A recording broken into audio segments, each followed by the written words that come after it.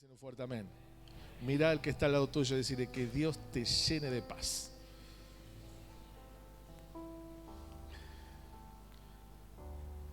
Acompáñeme al segundo libro de la Biblia, el libro de Éxodo, capítulo 14.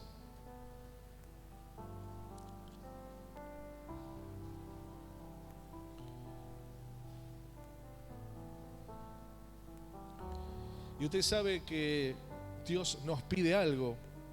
Y dentro de lo que Dios nos pide es que avancemos. Dígame un fuerte amén. Avanzar, ¿no? Más allá de lo que vemos. Por eso cuando usted lee un poquito el contexto histórico del capítulo 14, usted va a ver la gran opresión, ¿no? Cómo el enemigo quería volverlos a cautivar. Y hay un detalle que siempre tenemos que estar atentos.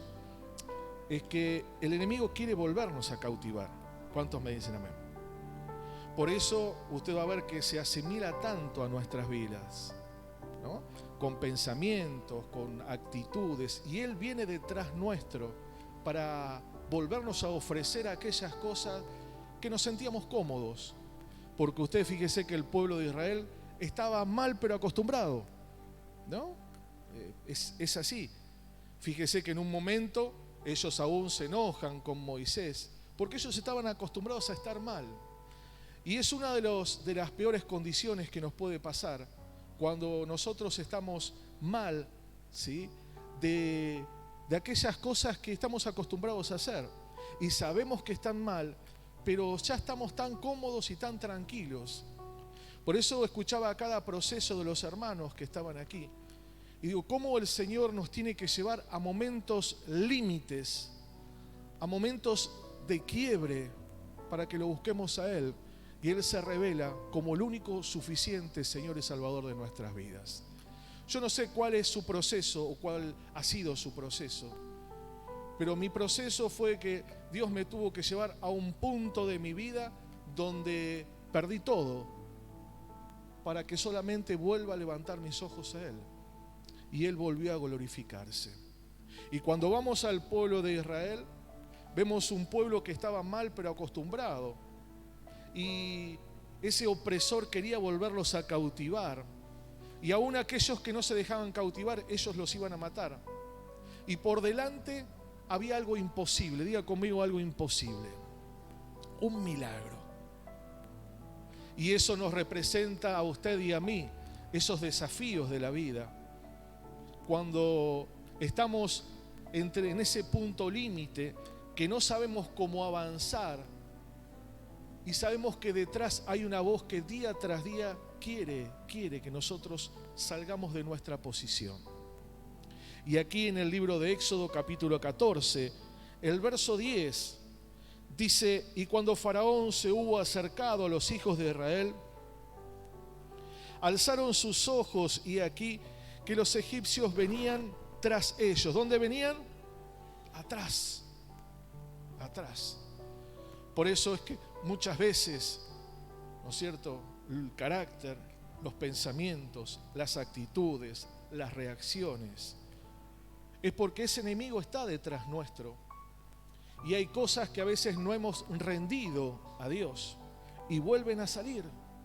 Entonces uno dice, pero ¿dónde estaba todo esto escondido? Todo eso escondido está dentro de nuestro corazón. Y no sale a menos que pasemos por un momento de crisis o de quebrantamiento. Entonces usted va a ver aquí que dice, miraron, levantaron sus ojos y aquí que ellos venían atrás. Por lo que los hijos de Israel, dice que hicieron, fueron valientes.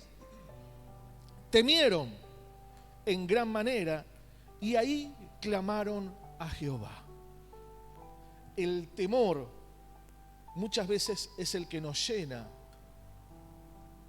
Y dice un poquito más adelante el verso 11, dijeron a Moisés, ¿no habría sepulcros en Egipto que nos has sacado para que muramos en el desierto?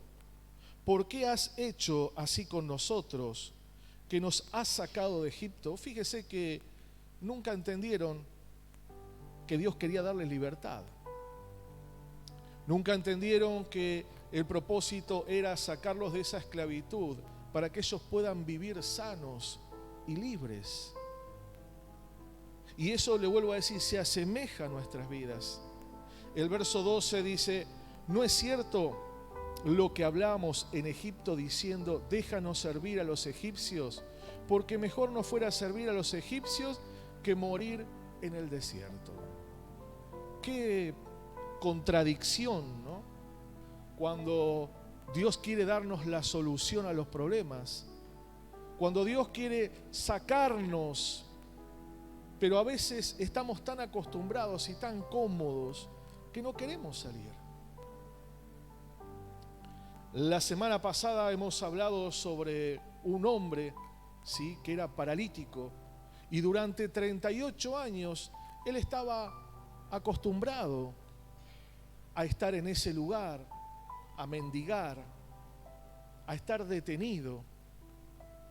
Pero en un momento se confronta con el Señor Jesucristo. Y es allí donde Él abre su corazón y le dice: no tengo nada, no puedo hacerlo. Y Dios opera el milagro cuando nosotros declaramos que somos personas sin fuerza y que necesitamos la asistencia de Dios sobre nuestras vidas. Dígame fuerte a ver. ¿Sabe que necesitamos la asistencia de Dios en la familia? Yo veía a los jóvenes, qué hermosos, digo. Pero ¿saben qué? Como padres necesitamos la dirección de Dios para formarlos, para que ellos sean formados y no deformados en la casa. Nosotros somos los partícipes y los hacedores muchas veces, y nosotros somos muchas veces las consecuencias de lo que ha sucedido cuando nosotros éramos niños. El tema está que yo no repita ese patrón. El tema está que yo no vuelva a esclavizar mi casa y mi familia con lo que me sucedió. Por eso es que el Señor pone delante algo imposible. Dios pone delante un milagro, Dios pone delante una adversidad para que yo la pueda cruzar. Pero no voy a poder cruzarla en mis fuerzas, sino que voy a depender solamente de su palabra y de sus promesas. Amén. Un pueblo desesperado frente a una crisis. Y esto se parece a nosotros, ¿no? ¿Cuántos dicen amén? Desesperado frente a una crisis. Y yo puse algo acá. Toda crisis sabe que tiene un solo objetivo, ¿no? Escuchábamos los testimonios de las hermanas, aún el de nuestra hermana pastora, que esa crisis, esa muerte de su mamá, no de la mamá de ella, sino de la mamá de ese muchacho, esa crisis tenía un propósito, y el propósito es que Dios esté. Nuestra hermana en esa terapia, en ese momento del estudio, esa crisis. Nuestra hermana, que más cosas no te agarraron, ¿no? ¿Dónde está? Ya estás, ¿no? ¿Listo? Por un tiempito estamos. Nuestra hermana, que no sé si han dado vuelta por ahí, la mí lo agarraba, ¿no? Pero yo creo que Dios conoce nuestro corazón. ¿Cuántos me dicen amén? Y en el medio de esa crisis tenemos dos decisiones: o avanzo o dejo que el enemigo vuelva a tomarme. Y fíjese los testimonios de los hermanos, ¿qué es lo que hicieron? Avanzaron, fueron hacia adelante. Por más que no veían nada, ellos se aferraron al Señor. Recuerde esto, que cada situación, cada crisis tiene un solo objetivo, y es que Dios se glorifique y que Dios haga un milagro sobre esas situaciones. Amén, amén. Precisaban la intervención de Dios. Necesitaban la intervención de Dios. Y yo puse: y un Dios ansioso por querer ayudarlos. Usted sabe que nuestro Padre Celestial quiere ayudarlo a usted, ayudarme a mí. Aún en el medio del proceso o de la situación que estoy atravesando, cuando yo ya no tengo más fuerzas, cuando veo las cosas imposibles, cuando veo que todo se derrumba. Y es ese Dios que dice: esta crisis te tiene que llevar a buscarme. Esta crisis te tiene que llevar a decir: Señor, no tengo quien me meta dentro del estanque, ayúdame. Y en ese momento es donde Dios se glorifica. Por eso es que hay un Dios que quiere ayudarlo a usted y a mí. El tema pasa por nuestro corazón. Cuánto, yo puse, se parece a nuestro diario vivir. Ese diario vivir que todos atravesamos y que tantas situaciones nos llevan a perder algo que se llama la esperanza. Muchas veces vemos las crisis en el hogar, muchas veces en la salud, en la economía, en el matrimonio.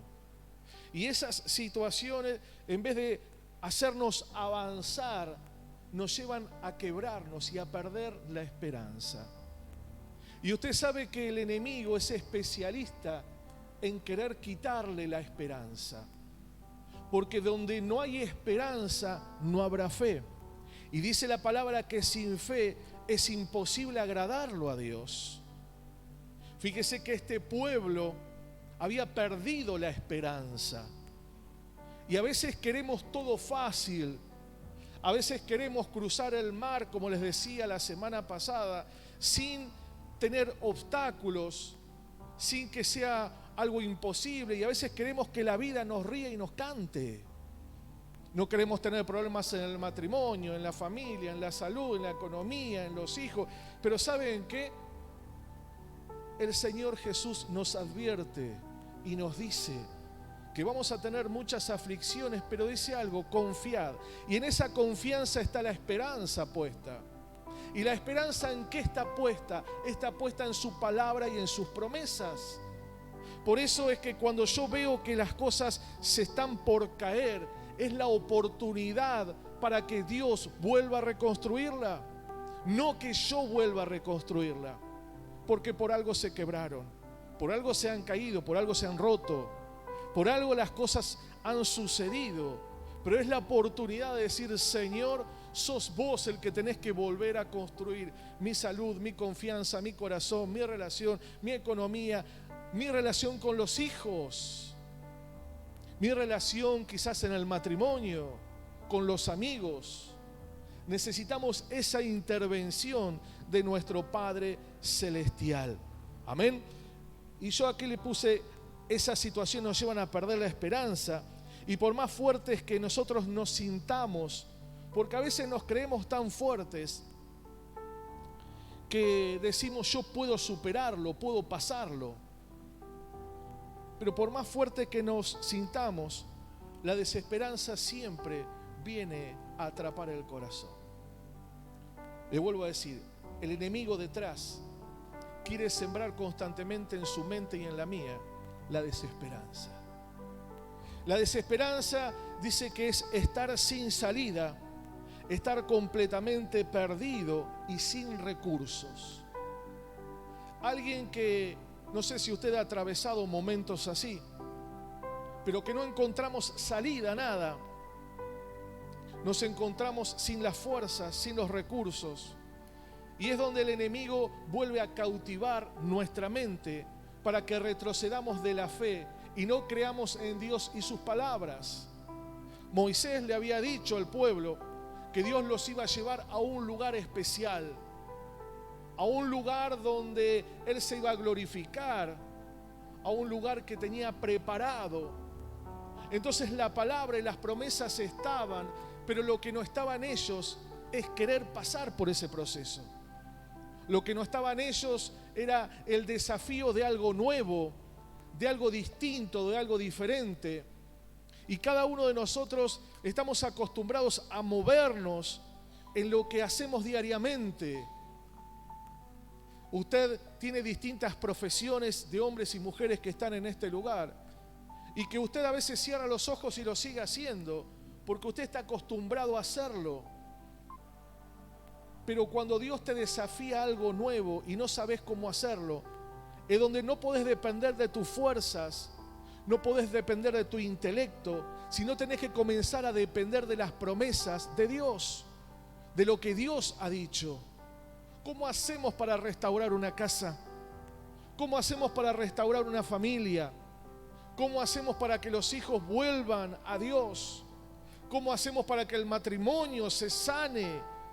No podemos, porque lo único que hemos hecho y hacemos es lío, es hacer cosas mal. Entonces delante nuestro está ese milagro, delante nuestro está esa situación, donde Dios quiere que avancemos, pero que no avances en lo que sabes hacer, porque te vas a ahogar, sino avances en las promesas y la palabra de Dios, porque eso abrirá el mar, eso abrirá lo imposible y te hará cruzar en victoria para que glorifiques el nombre del Rey de Reyes y Señor de Señores. Dale un fuerte aplauso al Rey de Gloria. Amén. Amén. Dios quiere que avances, pero que no avances en el error o las fallas, sino que avances en la fe. Hay personas que avanzan en lo emocional, en lo sentimental. Y usted sabe que lo emocional tiene un tiempo, un periodo y se cae, se quiebra. A mí me gustó la hermana Araceli cuando decía que ella estaba mal, pero avanzó.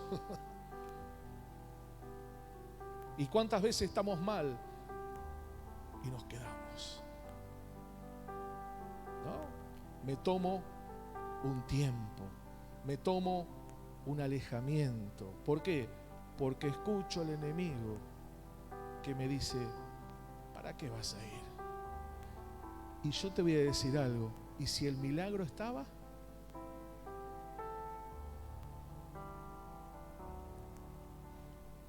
Si yo le comento hoy cuánto teníamos depresión mi esposa y yo, ni tendríamos que estar acá. ¿Y si el milagro salió? ¿Me comprende? Que a veces el enemigo nos taladra la cabeza para que no vayamos a buscar la bendición. Yo felicito a los hermanos, los que han estado el martes, porque yo sé que algo distinto y diferente Dios hizo sobre esas vidas y sobre esos corazones. Pero ¿cuántas veces tenemos la oportunidad y decimos, estoy tan bien acá? Moisés, ¿para qué nos trae a la oración si de casa también puedo orar? Decirle que está a tu lado, te desafío en la fe. En el libro de Santiago, Santiago querido, capítulo 1, versículo 12,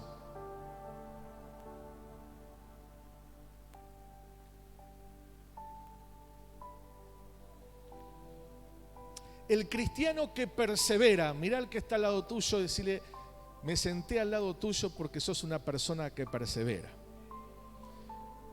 Insistente como, no sé cómo decirlo.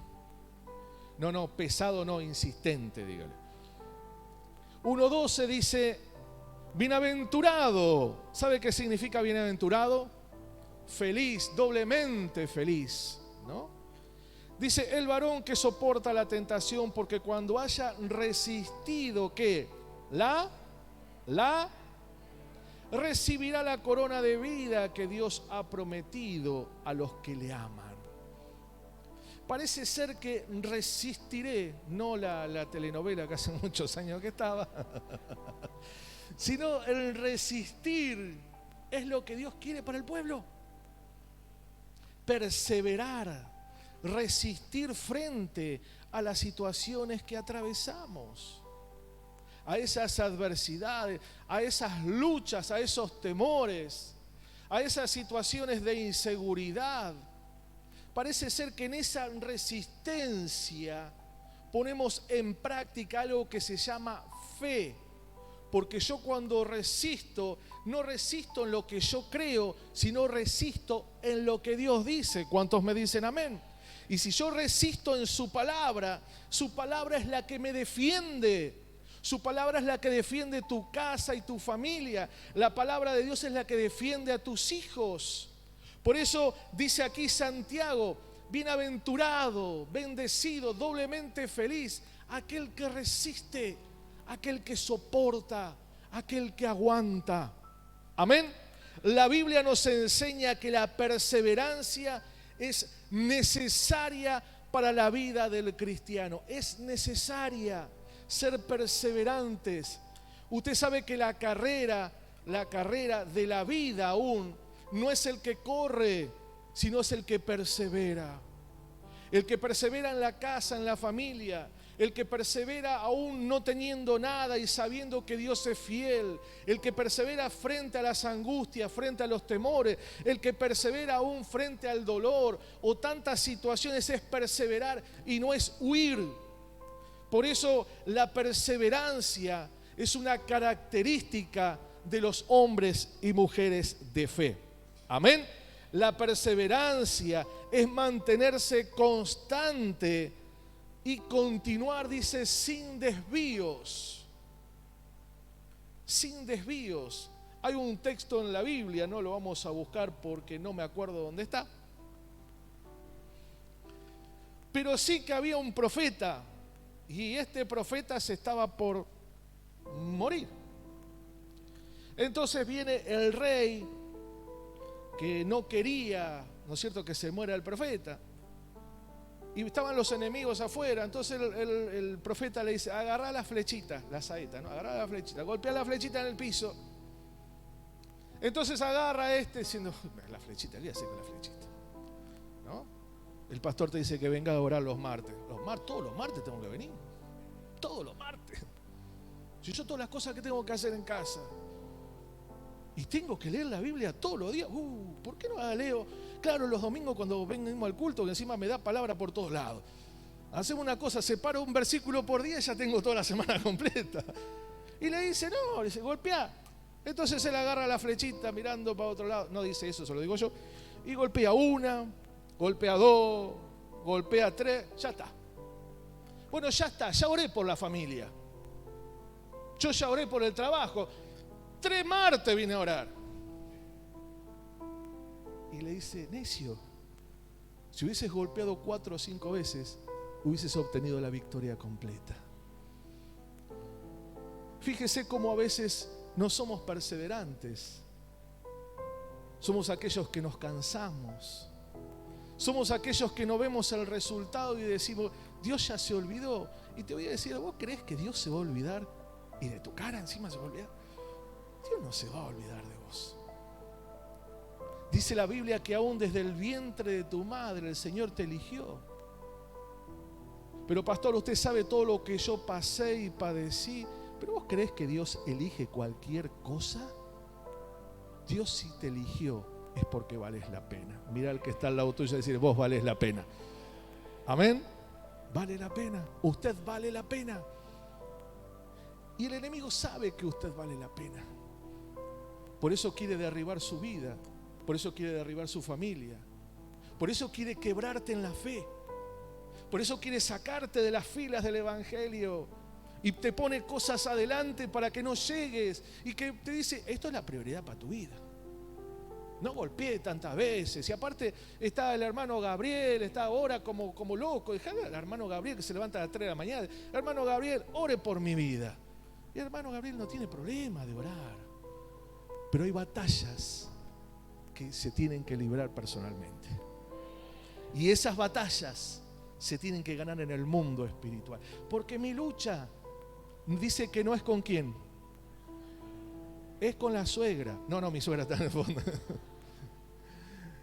Sí, nuestra lucha, ¿qué es? Contra los principados, la potestad. O sea, entendemos que mi problema no está en casa. Mi problema no está en el trabajo. Mi problema no está con los vecinos.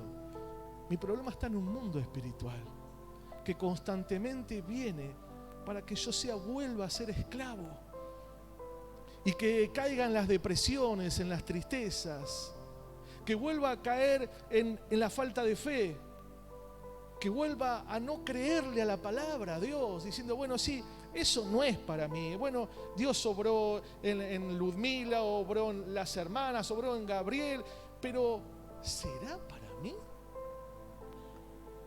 Y es ahí donde el enemigo viene a cautivarnos. Amén. Evangelio según San Mateo capítulo 6.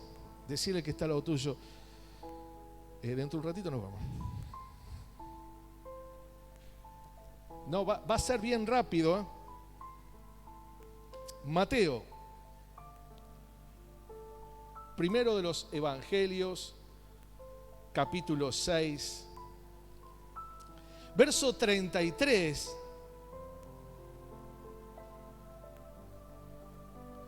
Dice, mas buscad primeramente el reino de Dios y su justicia. ¿Y qué más? Y todas las cosas serán añadidas. Así que no os afanéis por el día de mañana, porque el día de mañana traerá su propio afán. Fíjese que Jesús habla de buscar. Buscar. ¿Y qué es lo que tengo que buscar para mi vida principalmente? El reino de Dios. Pero no lo encuentro, búscalo. Pero no sé cómo hacerlo. Usted sabe que en la palabra, el viernes le decía, la palabra nos enseña quién es Dios. Entonces a veces decimos que somos cristianos, pero no lo conocemos a Dios. Y a Dios no lo va a conocer, ¿sabe qué? Hasta el día que el Señor lo lleve en gloria.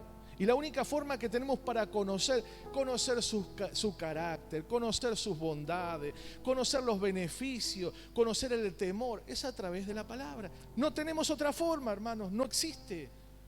Entonces, ¿cómo conozco el reino? El reino lo conozco a través de la palabra. El reino es el gobierno de Dios. Y es ahí donde me lleva a mí a perseverar, aún no viendo las cosas naturales. El Evangelio de Lucas, capítulo 1.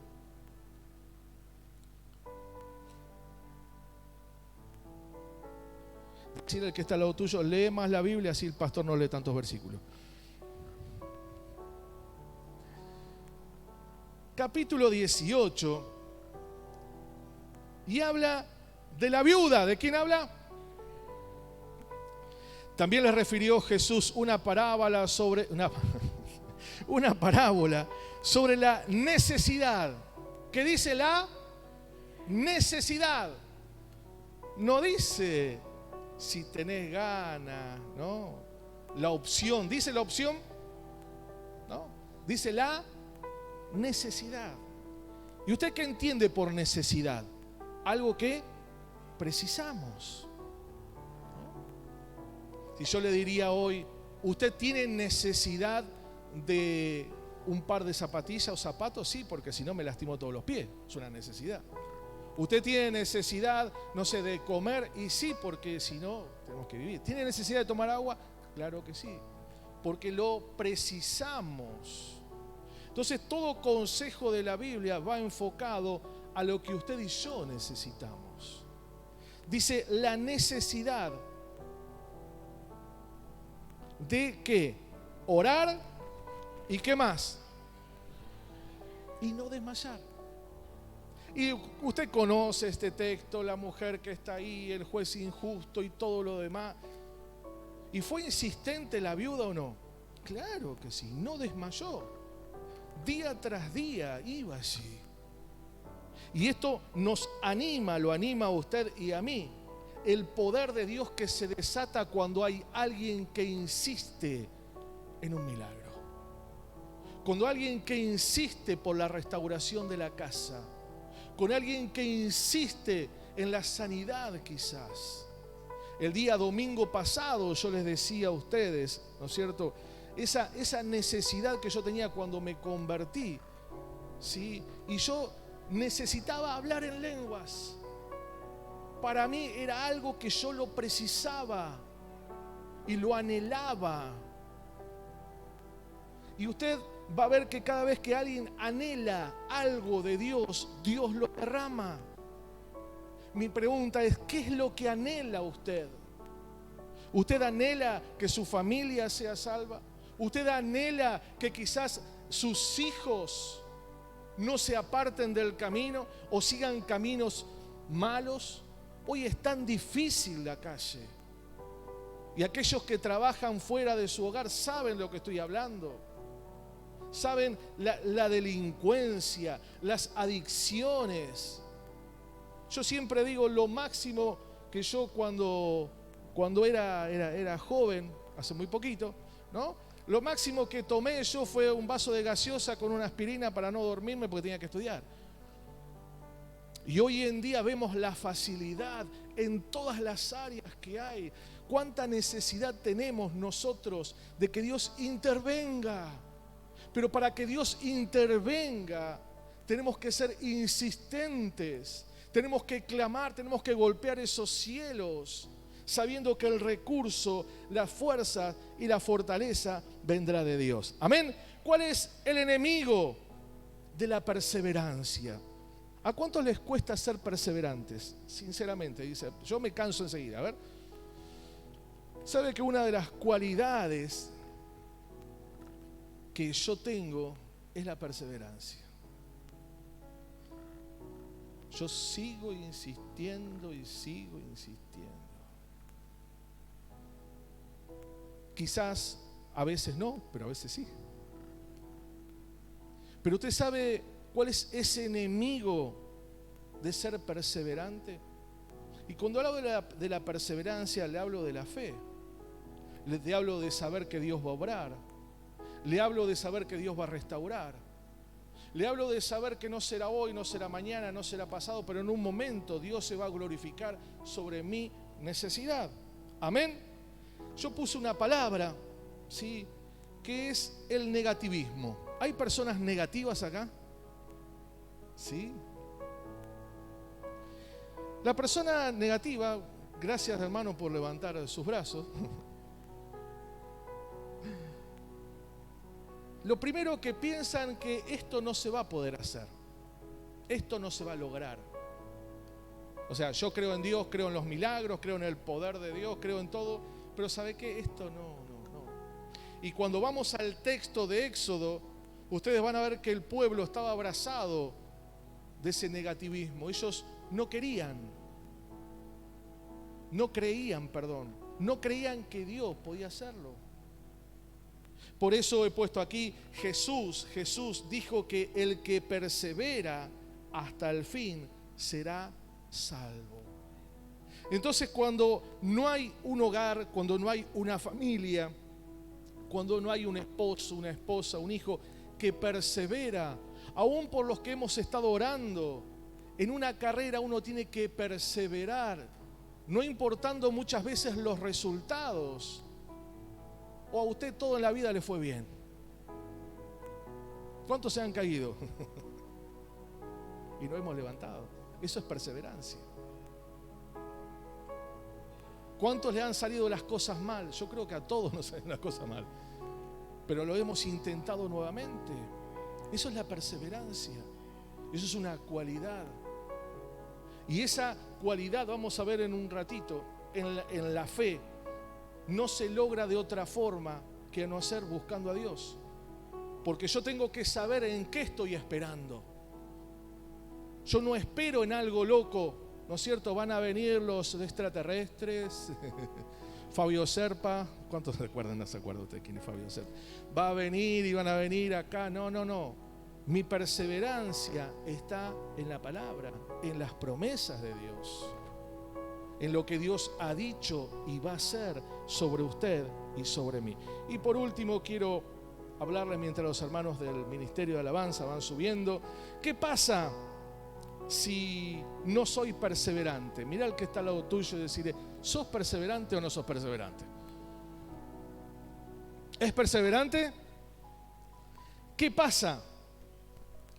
Yo he puesto que la perseverancia es un valor, y ese valor tiene que estar incorporado en mi vida. Ahora, no es un valor natural, sino es un valor espiritual. Y algo que es un valor es algo que es muy caro. ¿Y cómo logro? Lo logro a través de lo que es la palabra. La única forma que yo adquiera ese valor en mi vida es a través de la palabra. Si no, es imposible ser perseverante. ¿En qué va a perseverar? ¿En el gobierno? ¿Va a perseverar en los dirigentes políticos? ¿En qué podemos perseverar? Lo único que nos queda a nosotros como hijos de Dios es perseverar en la fe, perseverar en la esperanza, ser hombres, ser mujeres, ser familias, que seguimos de una y de otra forma esperando la bondad de Dios. Amén. Y que Dios lo hará. Dios levantará nuestra casa, Dios sanará a nuestros hijos, y aquellos que se han alejado, estamos esperando. Yo tengo familia que está lejos de Dios, y mi corazón anhela que ellos vuelvan al camino de Dios. ¿Y cómo hacemos? Perseveramos en la oración, perseveramos en la palabra. Dígame un fuerte amén. ¿Qué pasa si no soy perseverante? Una de las cosas, me desaliento fácilmente frente a los imposibles. Abandono los propósitos frente a la primera dificultad. Y aquellos que no son perseverantes no terminan lo que han comenzado. No terminan lo que han comenzado. Pastor, ¿tenemos que ser perseverantes en el matrimonio? Claro que sí. El Señor dice, el que comenzó la buena obra, ¿el qué va a hacer? La va a perfeccionar hasta el día del Señor Jesucristo. El libro de Filipenses capítulo 1 versículo 6. Dios comenzó algo en tu vida. El tema no es que Dios no es perseverante con vos, sino que nosotros seamos perseverantes con Dios. Y dice que Él la va a ir perfeccionando. Él va a ir transformando el corazón. Él va a ir liberando nuestras vidas. Él va a ir día tras día rompiendo nuestras cadenas. En ese proceso que yo les decía, que a veces es incomprensible, a veces inentendible. ¿Por qué, Señor, me pasan todas a mí? Y no es que te pasan todas a vos. Dios te está buscando para que te sigas aferrando más y más a Él y a su palabra. Y vos vas a ver cómo Él sale como poderoso gigante en defensa de tu casa y de tu familia. Cuando perseveramos en las promesas de Dios, en la palabra. Hay una palabra gloriosa y hermosa que dice, ¿será salvo quién? ¿Y usted lo cree? ¿Sabe qué? Seamos perseverantes en esa promesa. La viuda todos los días iba frente al juez y le decía, hace misericordia, hasta que un día el juez dijo, más sí, dale. Y yo creo que tenemos un juez justo que se llama Jesucristo. Amén. ¿Cuál es el fruto de la perseverancia? Y con esto sí cierro capítulo de Lucas, capítulo 8, verso 15. Yo los hice poner acá porque estaban muy sentados. Estaban cómodos. 8:15 dice, mas el que cayó en buena tierra, estos son los que con corazón bueno y recto retienen la palabra oída y dan fruto con perseverancia. Usted sabe que el fruto sobre su vida, sobre su familia, sobre sus hijos, es con perseverancia, esa insistencia, el saber que Dios es fiel, el no ver nada y seguir hacia adelante, el muchas veces quebrar las rodillas, llorar y no entender qué está sucediendo, el no tener las fuerzas pero volver a levantarse, el seguir peleando en el mundo espiritual sabiendo que Dios nos está defendiendo. Eso es un hombre, una mujer perseverante. Amén. Amén. ¿Cuál es el fruto de la perseverancia? Permanecer firmes en la fe, sostenerse cuando ya no queda más nada, esperar al Señor y a sus promesas, no perder la voluntad en seguir creyendo. Y yo esto no lo voy a buscar, pero sí se lo voy a parafasear. Hubo un hombre llamado Caleb. ¿Cómo se llamaba? Después búsquelo. Libro de Josué, capítulo 14, versos 6 en adelante. Se llamaba Caleb. Usted sabe que Dios le había prometido que le iba a dar una tierra. ¿Qué le iba a dar? Y este hombre fue perseverante. ¿Sabe por cuánto tiempo? 45 años. 45 años esperando que le den la tierra. Y llegó el día donde la tierra, y él fue y conquistó y todo lo demás. Mi pregunta era en esta mañana, ¿qué promesa te ha dicho Dios? ¿Qué te ha hablado Dios? Porque si este hombre pudo estar 45 años esperando y tenía 85 años Y dice que tenía las mismas fuerzas que cuando le dieron la promesa. Yo creo que lo sostuvo a este varón fue creer que Dios es fiel. Lo que te va a sostener a vos, tu casa, tu familia, es saber que Dios es fiel. Y quizás no sea hoy, no sea mañana, no sea pasado, pero dice que fiel es el que lo prometió. Solo Él está buscando a alguien que sea perseverante, que no se canse, que no desmaye, que no diga la verdad que estaba mejor antes que ahora, porque antes estabas esclavo, no tenías vida, y hoy tenés vida y vida en abundancia. Hoy tenés un Dios que pelea tus batallas. Hoy tenés palabras y promesas que van delante tuyo abriendo puertas y cerrando la boca del enemigo. Hoy tenés un Dios que te abraza día tras día diciendo sos su hijo, su hija. Entonces tenemos que saber que tenemos que ser perseverantes aún frente a las dificultades. Ponete de pie, por favor.